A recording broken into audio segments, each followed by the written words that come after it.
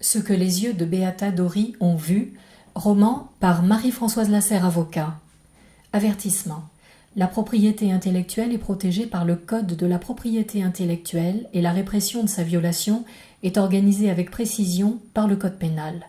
Le présent roman est protégé par la propriété intellectuelle. Cela signifie qu'imaginé, écrit, organisé par Marie-Françoise Lasserre, sa diffusion est exclusivement autorisée sur le site internet www.mflasserre.com et sur YouTube, selon les modalités écrites, graphiques, audio et de traduction qui ont été mises en place par l'auteur. Toute utilisation autre, toute diffusion, traduction, adaptation, transposition, ce par un quelconque procédé humain ou technique, notamment téléchargement, impression et enregistrement, sont soumises à autorisation préalable de Marie-Françoise Lasserre. Chapitre 1. Divorce. Le vendredi matin était dédié au rendez-vous en cabinet, et ce vendredi-là, le rendez-vous de 8h30 commença de façon assez singulière. Cette personne bien mise, de laquelle se dégageait l'impression d'une vie matérielle aisée et favorable, n'apparut guère crédible à Marie Langlat lorsqu'elle énonça le motif de sa présence. « Je voudrais savoir ce qu'il vous semblerait possible pour ma défense. J'ai été abandonnée. » Abandonnée ? Madame, vous voulez dire abandonnée lors de votre naissance ? Vous voudriez que nous procédions en une recherche de paternité ?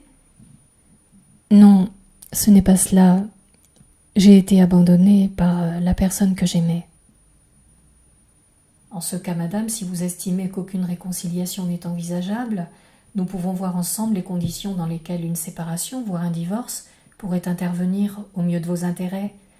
Peut-être pourriez-vous m'en dire un peu plus sur votre situation ? Non, ce n'est pas cela.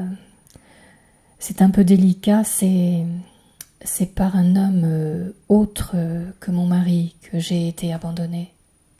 Alors, madame, s'il s'agit du fait d'un homme autre que votre mari, tandis que je crois bien comprendre que vous êtes mariée, il me semble délicat, pour ne pas dire périlleux, de vouloir vous faire dédommager du fait d'avoir été abandonnée. Le rendez-vous de ce vendredi 8h30 commençait à agacer Marie Langlat, qui envisageait désormais d'y mettre fin rapidement. Le fait que la fiche de rendez-vous n'ait pas été complètement renseignée allait lui donner un bon prétexte, et elle s'entendit improviser. « Je me tiens à votre disposition, madame, dans l'avenir, pour toute demande qui serait davantage de mon ressort. À cet effet, il faudrait que vous m'indiquiez votre nom, car il n'a pas été noté par la secrétaire, qui a inscrit uniquement votre adresse électronique, votre numéro de téléphone et avec un point d'interrogation, le motif qu'elle avait cru comprendre de votre rendez-vous, divorce. » À cet instant, Marie Langlat entendit une réponse dont jamais elle n'aurait pu imaginer qu'un jour elle lui fût donnée. Je ne peux pas dire mon nom.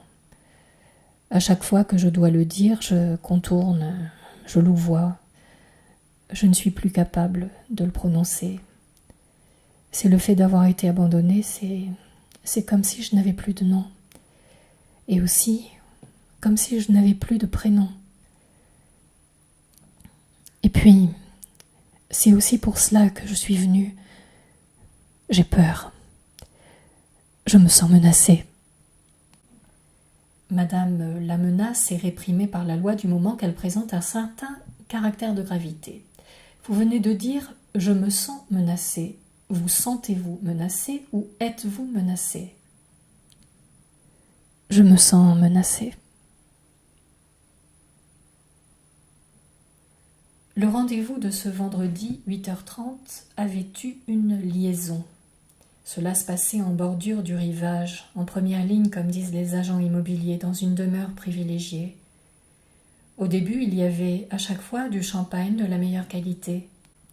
Puis la visiteuse avait remarqué, comme parfois dans les romans, le retrait d'une toile et un vide sur un mur, et il lui avait été répondu avec une légèreté affectée que de légers problèmes de trésorerie passagers seraient bientôt résorbés.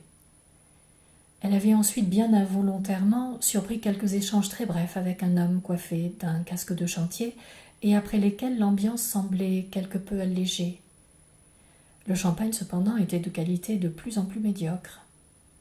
En revanche, et par compensation vraisemblablement, certains détails dans l'accueil qui lui était réservé allaient avec un raffinement croissant. Progressivement, elle s'était avec ravissement habituée à ce qu'il y ait toujours de la musique quand elle arrivait, baroque, largement diffusée par des haut-parleurs de qualité, et ce tellement fort que dès qu'elle garait sa voiture à l'arrière, elle en était de tous côtés enveloppée. En outre, avaient été installées des tentures d'excellente facture, lourdement doublées. En avait été garnie l'intégralité des huisseries qui étaient en front de mer. Elles étaient constamment et solidement tirées, de telle sorte que leur intimité était plus que jamais sauvegardée. Mais un jour, je ne sais pas ce qui m'a pris, j'ai tout brisé. C'était pendant les grandes marées. Dans ces moments, je me sens toujours un peu comme énervée. J'avais chaud, me semble-t-il.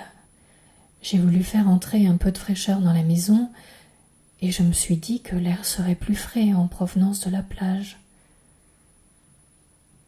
Alors, j'ai écarté le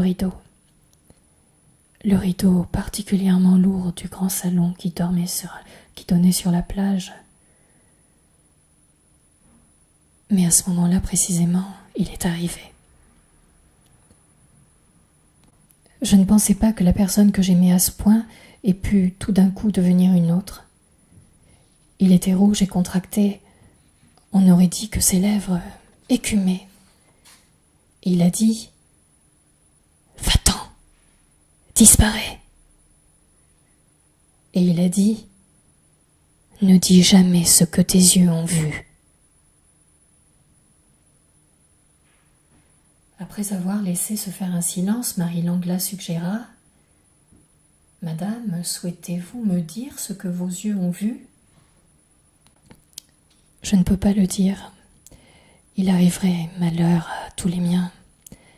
C'est une chose que je pressens. Si vous pensez ne pas pouvoir le dire, alors peut-être envisageriez-vous de le dessiner. Au moins, cela vous soulagerait un peu. Le rendez-vous de ce vendredi 8h30 se détendit un peu. Le dessin, c'est vrai, en classe, c'était la matière dans laquelle j'étais à l'aise. Mais c'était d'une telle violence, dans un tel vacarme, et tellement irréel.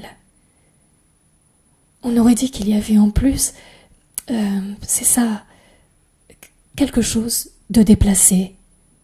Marie Langla laissa se faire un nouveau silence, puis « Je vous propose de laisser tout ceci se décanter et lorsque vous irez un peu mieux, de reprendre rendez-vous. Si véritablement vous courez un danger, vous personnellement ou votre famille, il faut impérativement faire une déclaration en ce sens auprès des autorités afin que vous soyez protégés et je vous aiderai.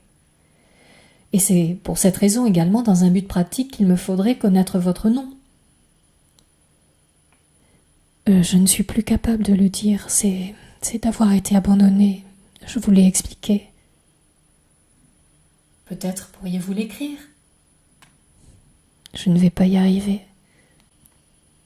Alors, vous savez comment nous allons faire ? Vous allez me le dicter. Vous allez procéder comme s'il s'agissait de l'identité d'une personne extérieure. Et pour qu'elle vous semble tout à fait extérieure d'ailleurs, vous allez l'épeler. Lettre par lettre.